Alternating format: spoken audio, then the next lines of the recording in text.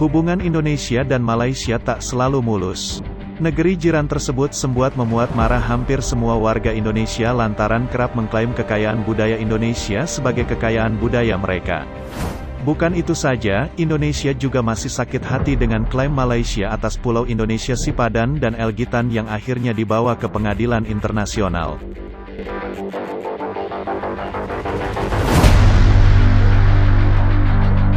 Dalam sidang diputuskan kedua pulau itu masuk dalam wilayah Malaysia.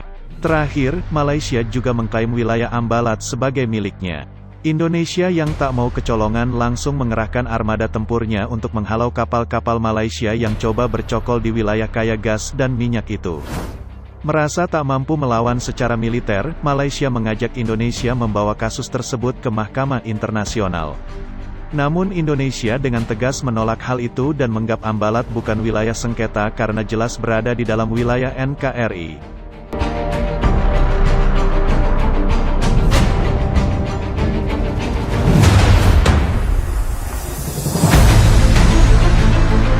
Sebenarnya Indonesia tak perlu cemas dengan negara jiran tersebut. Tak perlu digempur, ternyata jika TNI AL menempatkan pasukan militer di Kepulauan Natuna, sudah bisa bikin Malaysia jatuh miskin. Kok bisa? Ya, pembangunan postur ideal militer Indonesia terus digenjot oleh pemerintah. TNI, sebagai garda terdepan penjaga marwah bangsa mesti dikuatkan demi sebuah kedaulatan.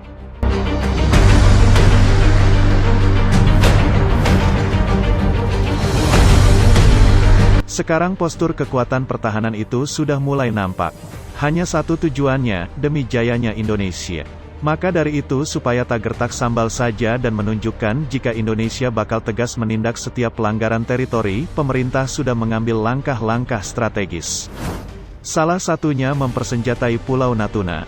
Melalui Minimum Essential Force (MEF) alias kekuatan pokok minimum yang terbagi 3 tahap, TNI mulai mendorong maju arsenal perangnya ke perbatasan antar negara.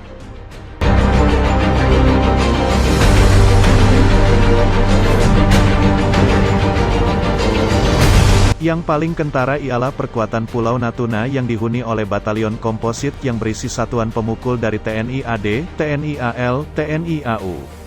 Anggaran pertahanan Indonesia yang semakin meningkat setiap periodenya berimbas pada belanja alutsista gila-gilaan oleh TNI yang bisa membuat meradang seluruh kawasan. Setelah pembangunan infrastruktur macam pelebaran dermaga, pembangunan landasan pacu, hanggar dan barak prajurit selesai maka isian alat penggebuk pun mulai disuntikkan ke Natuna.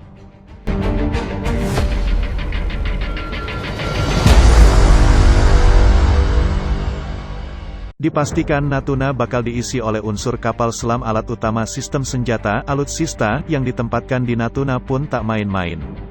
Di sana disiagakan 3 KRI ukuran besar sekelas fregat Bung Tomo Class dan korvet Diponegoro Class untuk melakukan patroli di perairan Natuna dan Laut China Selatan.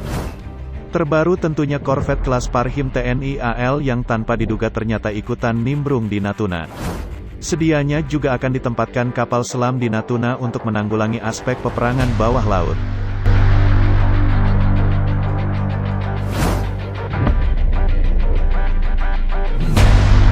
Belum selesai sampai di situ, rencananya di Natuna juga akan ditempatkan 1 skadron pesawat tempur untuk melakukan operasi patroli udara berkemampuan maritime strike.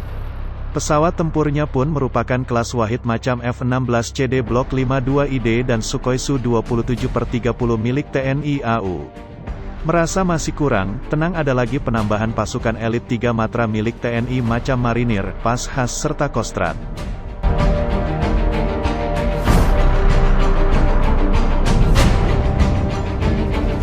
Satuan pemukul TNI dari AD, AL dan AU saat melakukan upacara di Natuna. Di Natuna juga disiagakan berbagai macam radar penjejak agar dapat mengetahui jika ada unsur asing yang menyelonong masuk ke teritori Indonesia tanpa izin, bahkan pesawat siluman, stealth pun bakal terdeteksi jika mencoba melakukan pelanggaran.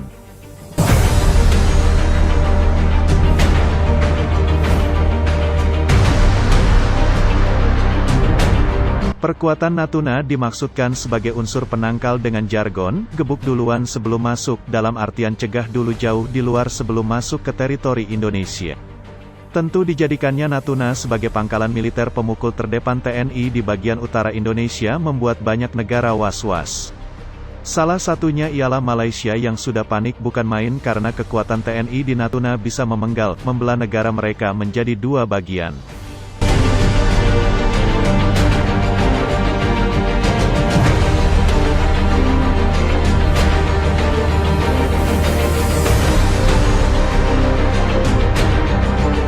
Posisi Natuna berada di tengah antara semenanjung Malaysia serta Sabah dan Sarawak.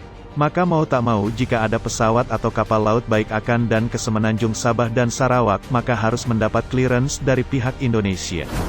Jika Indonesia mau jahat bisa saja jalur antara semenanjung Sarawak diblokade untuk mengurung salah satu wilayah negara Malaysia itu.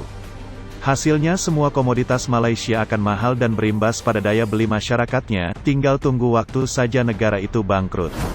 Jika nekat terobos tanpa izin maka siap-siap saja terima akibatnya.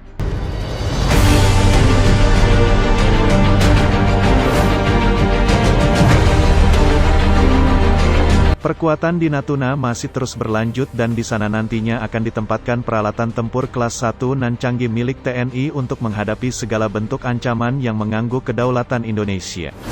Dirgahayu Republik Indonesia yang 75 ini membuktikan kekuatan militer Indonesia pada dunia semakin kuat di tahun 2020 ini dengan ditambahkannya anggaran militer dan pembelian alutsista tempur Indonesia oleh Kementerian Republik Indonesia.